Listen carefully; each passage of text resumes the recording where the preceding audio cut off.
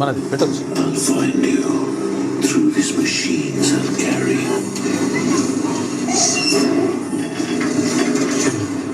the burden of my brothers and sisters. మనము వాస్తవానికి ఇక్కడ కూర్చొని లక్ష భారత్ మాతాకి అంటాం, టీషర్ట్లు వేసుకొస్తాం, జై అంటాం, అన్నీ చేస్తాం. కానీ ఒకటి నిజంగా ఆ యుద్ధ క్షేత్రంలో ఉండి పోరాడాలంటే ఎంత పెద్ద ధైర్యం ఉండాలి చూడండి. ప్రాణాలు రెడీగా ఉండాలి తీసుకోవడానికి, పోవడానికి కూడా చివరి చూపుగా ఇటు చూసి వెళ్ళిపోవడమే. అటువంటి పరిస్థితుల్లో మన సైనికులు పోరాటం చేయడం అంటే అది మామూలు విషయం కాదు. ప్రాణాలని తునప్రాయంగా వదిలివేయడానికి సిద్ధమయ్యి వాళ్ళ లక్ష్యం ఈ దేశ రక్షణ అనేటువంటి ఒకే ఒక్క ఆలోచనతోటి ఈ దేశం మీదకి జరిగే దండయాత్రను ఎదుర్కొని నివారించి వాళ్ళు సావడమా మనం సావడమా అనేటువంటి ఒక బలమైన సంకల్పంతో పోవడం అంటే చిన్న విషయం కాదు.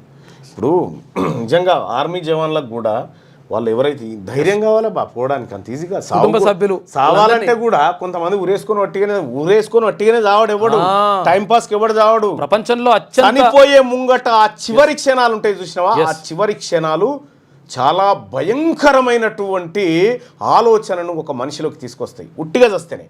అటువంటిది ఈ దేశం పైన జరిగినటువంటి దాడుల విషయంలో ఒక జవాన్ పోయి పోరాటం చేయడం అంటే చిన్న విషయం కాదు. అది మనమైతే ఒక్కసారి ఆలోచన చేయరు, మనమైతే పోయి చేయగలుగుతాం అట్లా డైరెక్ట్గా. చెప్పినంత ఈజీగా ఉండదు.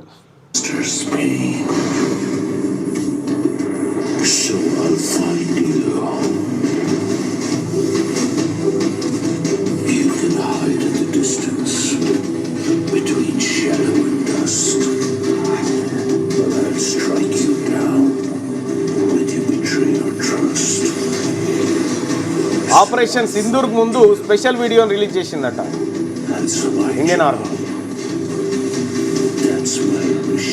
ఎక్స్లో పోస్ట్ చేసి ఎక్స్లో కూడా పోస్ట్ చేసి పాకిస్తాన్కు ఇండియాని ఎదుర్కొనేంత దమ్ము శక్తి లేదు, కానీ ఇండియాకు చైనాను కూడా తలదన్నే శక్తి కూడా రావాలి.